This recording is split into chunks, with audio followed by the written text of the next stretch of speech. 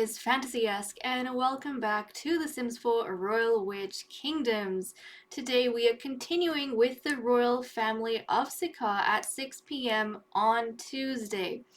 Queen Nala has been chatting with her eldest daughter, High Princess Fayna, who aged into a teenager in the previous episode. And she has discovered that High King Sikar is not as loyal as he makes himself out to be, or at least how he's been, maintaining himself so far. And Lord Ignatius is inviting Princess Fayna to his home, his estate. I mean, we could go. It's kind of odd that High Lord Ignatius is taking an interest in Princess Fayna, but I think I'm gonna say yes. You know why, guys? Because I just have this feeling. I mean, I love Fayna, and especially when the kids are young, you want to think they're innocent, and you want to think that they're really good kids, right? And that they're being raised right. But as Fayna's growing up, I'm starting to feel that maybe her mother's tyrannical teachings, which may have escaped us, are slowly seeping into the lives and personalities of these kids. And even though they might start out as innocent, they'll probably get corrupted as they get older. And I feel like now that Fayne is a teen, her mother's gonna start teaching her how to grab and consolidate power. And building connections is one way of doing that. And Princess Fayna is young, she's beautiful, she's unmatched. So, I don't know. There might be something going on here between High Lord Ignatius and Fayna. I mean, it's odd because he's like an adult at this point and she's a teen, but at the same time, I feel like why else would they be friends? Especially because, I mean, I guess they could, but Ignatius doesn't have a good relationship with the royal family of Sikar. He's been punished in the past for doing stupid things like sitting on the king's throne. So, I mean, maybe he wants to be that, older person that Fayna looks up to in a way, and she's friends with him despite the fact that her parents don't really approve of him. She was young when all that happened, so she might not remember or even give importance to it. I don't know. There's something weird going on here. So I'm going to send her over. It might also be Lord Ignatius trying to get Fayna to be really close with his own daughters so that his family can, have better standing in court. So that might be a thing as well. Let's go ahead, though, and we're going to go. I feel like Fayna needs to, give her mother some privacy to think through things, but she finally went ahead and came to the conclusion that, you know what, that female witch that I saw in the palace, I've seen her a few times, that tetrular has invited over. She doesn't have a normal relationship with tetrular that other ladies do. So I think as a teen, she's kind of connecting these dots, and she's finally realized, okay, there's something happening between, my father and this woman that shouldn't be happening, and I'm going to tell tetrular nalka about it. So she's gone ahead and told her mother the suspicions that she has. Now, how is the queen going to react to this? I mean, obviously she's in the second trimester at this point. She's getting ready to have the fourth baby in the royal household of Sikar. She's a tyrant queen. I don't feel as though she's going to confront the king. That's out of the question, mainly because, yes, she has the main power, but she's lived her whole life so far, making High King Yorick think that he's the one in charge, and, she's not pulling his strings. So she entertains him in that way, and I don't think she's going to want to, make him aware that there's an imbalance in power or that he's not actually the one in charge by holding him accountable. So she's not going to do that. That means there's two options open to her at this point. She could go ahead and give him a whole bunch of attention and try and get his his affections like back with her, because she's the one who's pregnant and she's the one who's going to give him his 4th child. So she could go that route. The other thing she could do is privately meet with Lady Kandrika and punish her for sleeping with the king. So I don't know what direction she's going to go in for now, but Fayna and her mother haven't talked about it in detail. She's just told her mother the suspicions she has, and now Nalka needs to... Nalka? What am I saying? Nala. Her name is really similar to the witch word for mother, but now Nala needs to think through what she's gonna do. But Fayna, she's here friends with High Lord Ignatius. Is she friends with Helison and Calypso? No, she isn't. So I'm a little bit, I don't know. I'm a little bit suspicious of their friendship here. Because, I mean, Ignatius, she is so young. But she's not friends with your kids. So it's kind of, you get what I mean? Like, why would you invite the princess over to play with your kids when she's not friends with them? And then when she comes over, she doesn't even spend time with them. She's busy chatting you up, and the girls are off doing their own thing. I don't know. Maybe I'm reading too much into it. And I mean, she is still very young. But also, I feel like this is... I mean, it is a fantasy setting, and it is... I feel like ages, especially with the witches, they're not human, okay? The witch is an entirely different species, at least in my mind. And their ages might be, like, very different to the human way we track ages. And so, Fayna as a teen and Ignatius as an adult in the witch world, in the witch species, might not be as odd as it is for, like, us to think of in human years. I don't know, but I wouldn't think this way if it was like any of the other princesses or the kids, but it's Fayna. Her mother's Nala. They're always trying to pull everyone's strings, and they're always trying to, consolidate their power. So this is kind of what I'm seeing here. And none of the other kids, as far as I'm aware, have this like really odd friendship going on. Honestly, Fayna's the only one. She's also been stealing a few things from around this estate, so that's kind of interesting. What are her traits? Cat lover, kleptomaniac. Okay, another thing that I wanted to chat about really quickly, and I feel like it'd be good with, Fayna over here. I have spoken in the past few videos about the arranged marriage mod, which some of you lovelies have suggested to me. And I mean, initially I didn't want to put it in the game because I wanted to have unique weddings and unique betrothal ceremonies for my witches in the movies at the beginning of the episodes. And I'm still going to do that. I still want to do that, of course. But I went and had a read of that particular mod that I'm looking at, and it sounds really fun.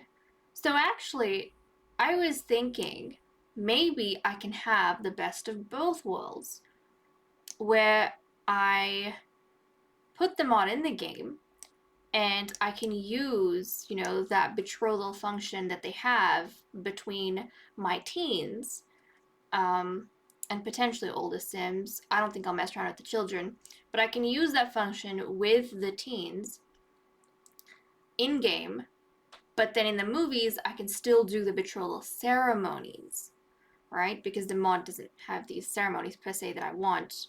I'm making those own fantasy ones up myself, so I can use that in-game and still do the betrothal ceremony I want, and then later on when they get older, I can use the mod to get them married, and then I can do the unique wedding ceremony that I want for the witches in the different kingdoms in the movie still. Or I might just kind of skip over that whole marriage function of the mod altogether and just do it in the movie and then off camera in cast. I don't know, I'll have to see, but I like the idea of the betrothal function that comes with it, especially because it'll be fun to see the different teens and how they feel about being betrothed to another sim. So, with that mod, you can get moodlets and buffs and these additional interactions in the community, especially if, they're already betrothed and they can talk to other sims about their betrothal or the new arranged marriage that's happened. So I'm thinking at this point that I'm going to backtrack a bit. I might end up getting the mod and using it in tandem with what I already have in mind. So we can have fun with that in game, but then I can still go ahead in the movies and do the ceremonies that I want. So there we go. I mean, in the mod, you can betroth children, but I'm not going to because I want to do the ceremony, and that I can only do with them as teens. So that's where my mind is currently at. Let me know what you guys think about that idea.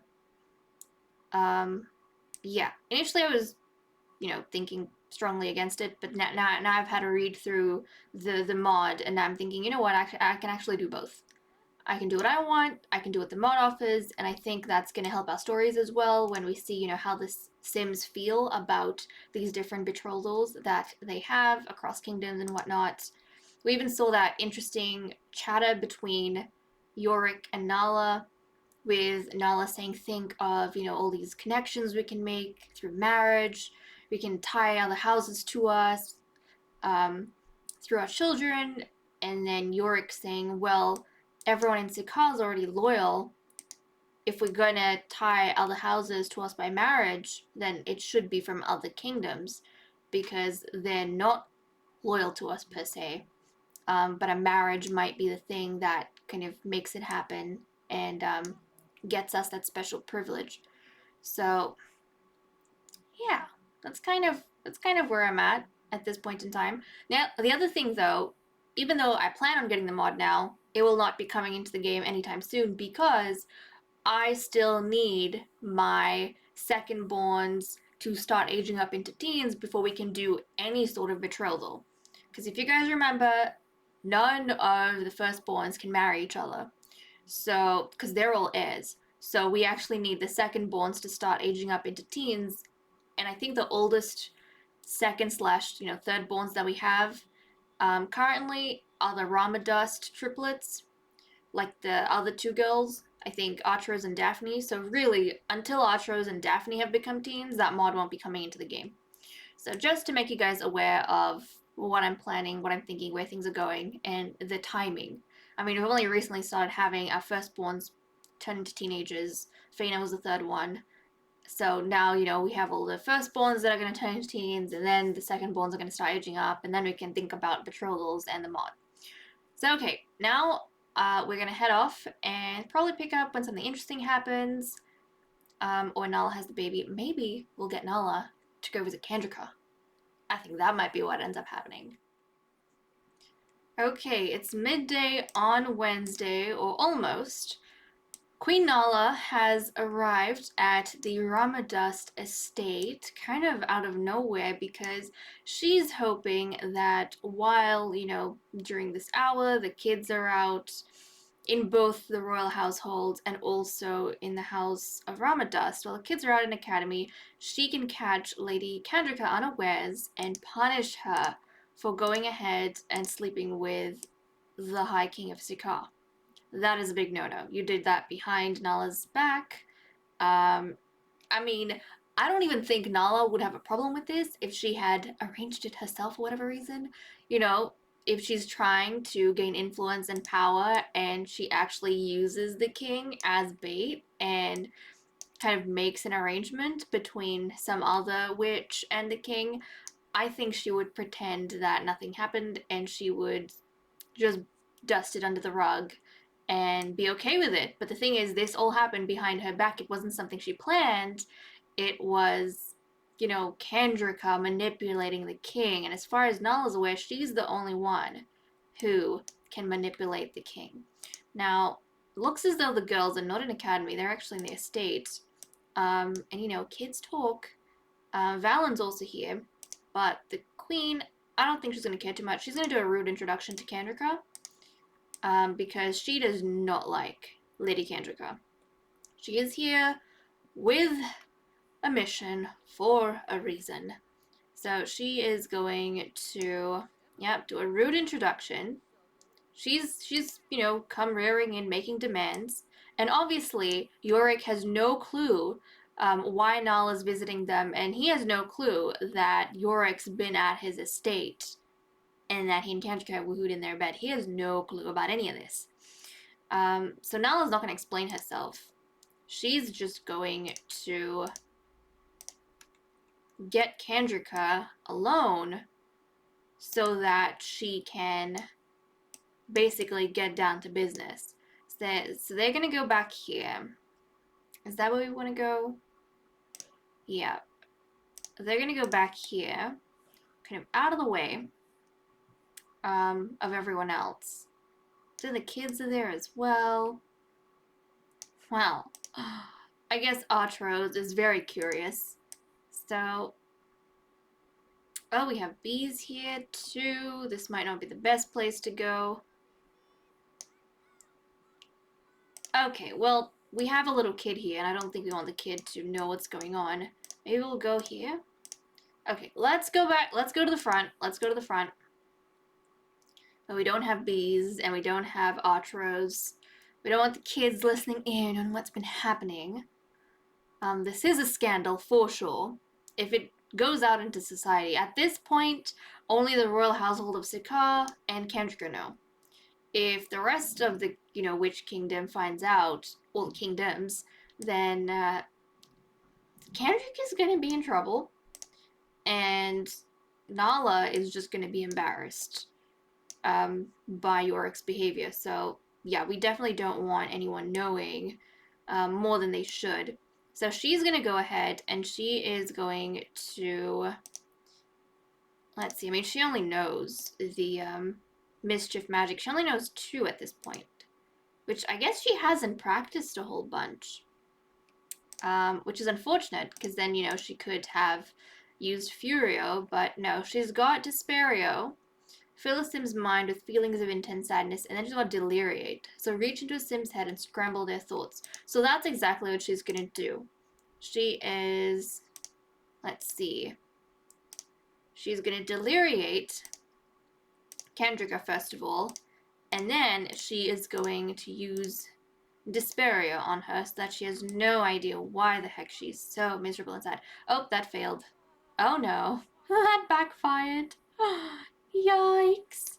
Okay, now she's wandering aimlessly because his spell backfired.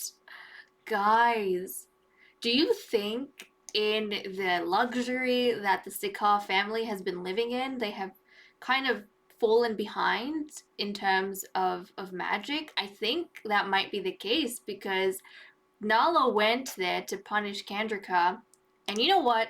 Maybe Kendrika's defenses, because Kendrika and Valen, they're quite talented in magic, and they definitely, they've been practicing magic quite actively, despite the fact that they have triplets. So, you know what? I think that Nala, I'm not going to do that other spell because I think Kendrika's defenses were too, like her magical defenses were too high and they deflected Nala's spell. So now Nala doesn't even remember why the heck she came here in the first place. This is a cool plot twist! She doesn't remember. Kendrika has kind of wrapped that up. She is cunning. Oh my goodness. Kendrika is cunning and magically talented. So she's kind of dealt with that and she's wrapped it up. She feels nothing. She feels nothing because the queen didn't even get to hit her with the Desperio spell. And she is going to just, calm down Hylot Valen, or I'm sure he would be concerned and she'd say, oh, it's fine, there's really nothing to it. Nala just wanted some information on the magic cats because her daughter is quite in love with magic cats and is looking to acquire one. So, the queen was just asking around for information. So that's what she's going to say, and I've sent the queen off, and nothing to worry about, and no one is the wiser. Nala is now going to go back home because her brain's been scrambled due to her own spell, right? Kendrika doesn't have this spell because she is from the kingdom of Ramong. They only practice practical magic. The spell that Nala's been hit by is the Sikaar spell, and it was, her own fault. It backfired. She wasn't skilled enough. So now she has completely forgotten everything that Fayna has told her about Yorick's affair. She doesn't remember that anymore, or why she came here, or that Kendrika's involved. She's gonna go back to Zikar, forgetting why she went out in the first place, but all of that is gonna go out of her mind because she's gonna be ready to have this baby pretty soon. We're gonna head to the palace and catch up there and then. It's almost 10 p.m. on Wednesday. Nala has gone into labor. King Yorick was freaking out, but everyone has gathered up here on the second floor so they can bear witness to this momentous occasion. Now, the question is, are we gonna have yet another princess or a royal prince like Elrond? I mean, their last child was a boy, and everyone, really, meaning me, and I think you guys as well, we want a boy because we need one more boy to balance out our numbers and to have enough males to pair up with our female heiresses. We need one more boy. So really, we're hoping for a prince, but for this family, it doesn't matter whether they have a prince or a princess. Either child is going to be valuable because it's a royal, and most likely because it is a royal, it's going to be like married off in the future in place of one of the noble children. So, you know, nothing's being threatened. They're not going to be born a spare, essentially. Like, they will be born with someone in mind to be paired with. So that's fine. Everyone's going to be coveting them, essentially. And no doubt, Nala, she's going to want all her kids married off. So, like she mentioned in the beginning, she can build those alliances with other houses and other families. But okay.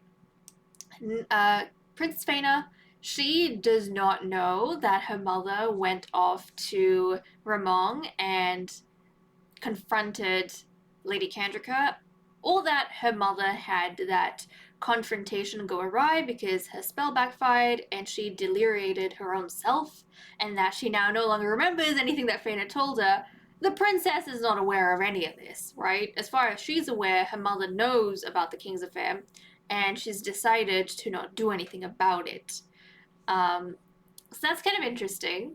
I wonder if that's going to come out at some point or what, but at this point, like, how is she going to explain? Even if Fayna tells her in the future, the queen doesn't remember that she went to confront Kendrika, unless she somehow remembers at some point, but currently that's kind of not in the picture.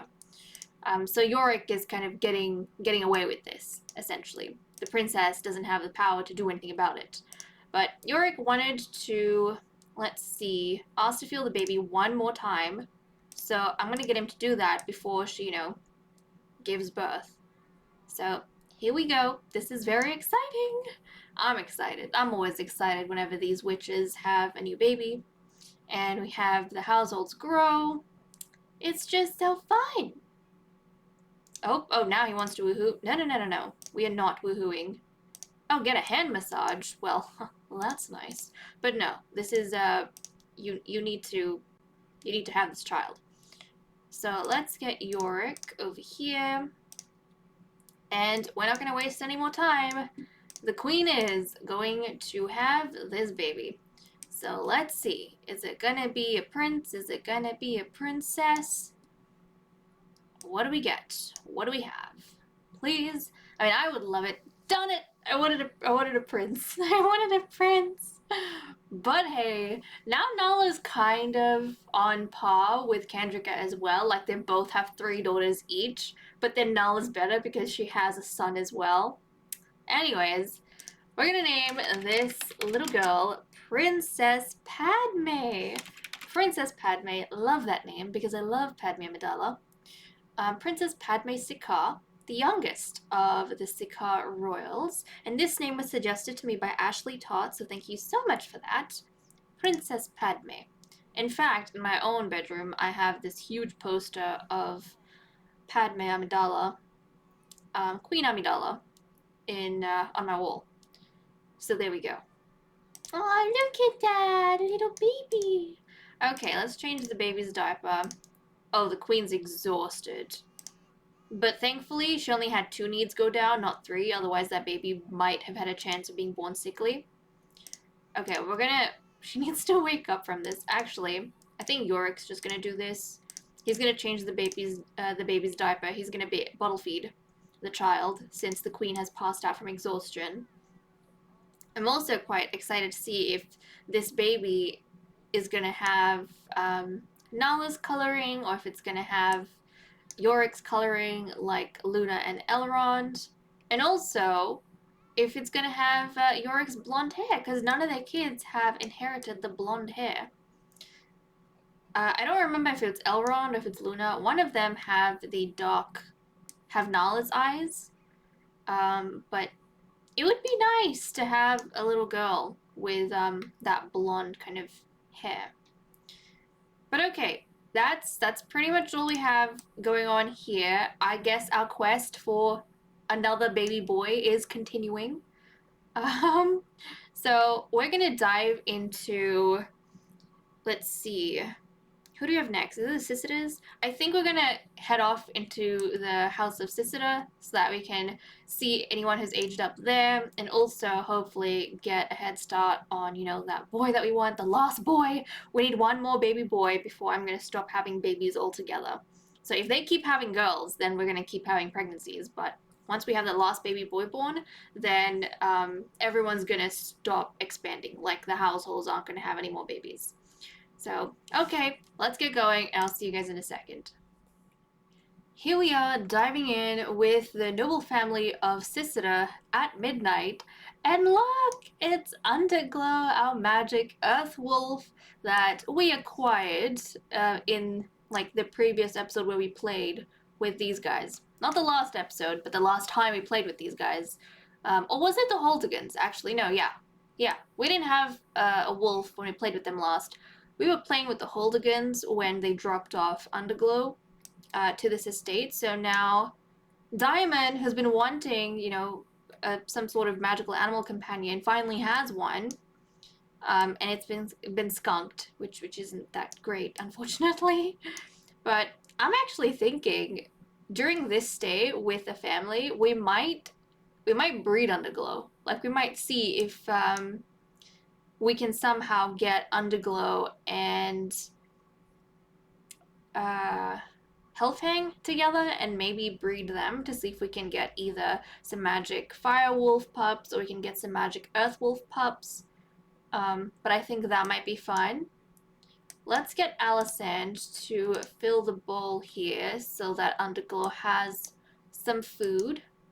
But let's take a look at our sim. So we have High Lady Alicent that we're already familiar with, of course. And then we have Lord Adrian Sisita.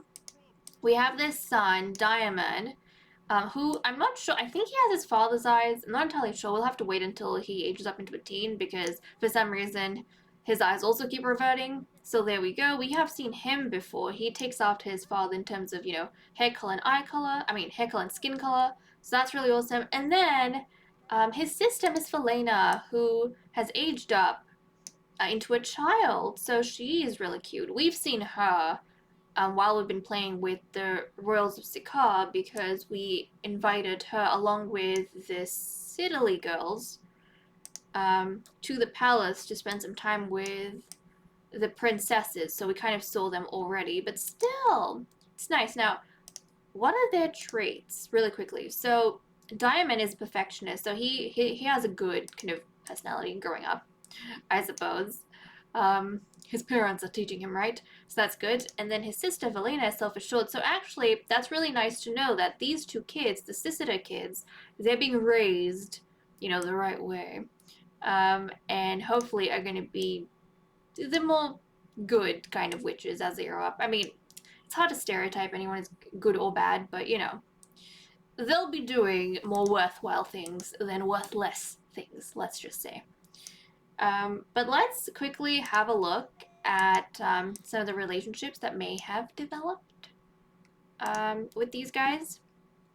Now, with Adrian, okay, he's friends with Ignatius and Rhiannon, which is interesting because remember, ages ago in the very beginning, Rhiannon was trying very hard to become friends with Adrian because she wasn't getting along well with her husband, or she, was very neglected, so she wanted another, not the head of the house, but another spouse in the district to befriend so they could rely on each other and share ways of getting through certain marital problems. But Adrian quite strongly was against that because he thought Rhiannon was trying to seduce him and he was faithful to his wife, so yeah, he wasn't a great friend. I guess at this point, after, the years of marriage and the years of assurance, children later, they have somehow become friends, so that's pretty good. And then he's also friends with Lady Amatress, which I think we know because that was a connection in the past. And that's pretty much it here. And I'm glad to see that he's almost friends with Underglow. Yeah, they've got that going on. Now, with Underglow, oh, what's happening here? I have no clue. Before I forget, since Lady Alicent is the head of the house, High Lady Alicent, I think she would make Underglow her familiar. So she's gonna offer friendship, and then we're gonna go ahead and bind Pet as familiar because we haven't done that for Underglow just yet. So Alicent is gonna get that in motion. So okay, Underglow is now bound to Lady Alicent as the familiar, so that's excellent. Let's offer friendship because you want to be friends with your familiar, I would assume. Come on, Alicent. Adrian, are you blocking the way? Adrian, stop blocking the way. We've got important magical things that need to happen. Oh, come on. Offer friendship. There we go. There we go. Let's offer friendship so that you're kind of covered that way. Excellent. Let's see. Nice. Okay, we're friends. That's good. I love how they have similar coloring as well in terms of, the brown, like the skin tone, and then the purplish eyes, and then Underglow has the pinkish purple underbelly, so that's really cool. Unintentional, but really cool. What was the other thing on my mind? Oh yeah, relationships. Sorry. So High Lord Alicent is friends with High Lord Ignatius and with High Queen Leia, which we know about, and apparently with High Queen Xena and High Lord Yorick. I suppose she met Xena. I think, yeah, she's made a trip to Holcane to meet Eric Holdigans, so that makes sense. But Xena, I suppose the event that the Ramongs threw not too long ago is where Alicent became friends with Queen Xena, so that's kind of nice. They might even have, met during High Princess Fayna's birthday party, or solidified their friendship during that, so that's really cool. I'm glad to see these social events that kind of helping the Sims out. And then Master Diamond, let's see, he's not friends with any of the kids. He has met Eldrick, because I think Eldrick's come over to visit. Yeah, he's not really friends with Calypso or Helicent. And neither is Valena. Huh, but at least they know the other kids, so that's going to develop later on. But okay, I think we are good to wrap up the episode here. When we come back next time, I definitely want to try and get Lady Alicent pregnant, or see if that, whim pops up for them too. That'd be very nice. And then I want to try and do some breeding with Underglow and Hellfang. I don't know how that's going to work out, but we'll see. Anyways, guys, thank you so much for watching. I hope you all enjoyed, and I'll see you all in the next episode. Bye-bye.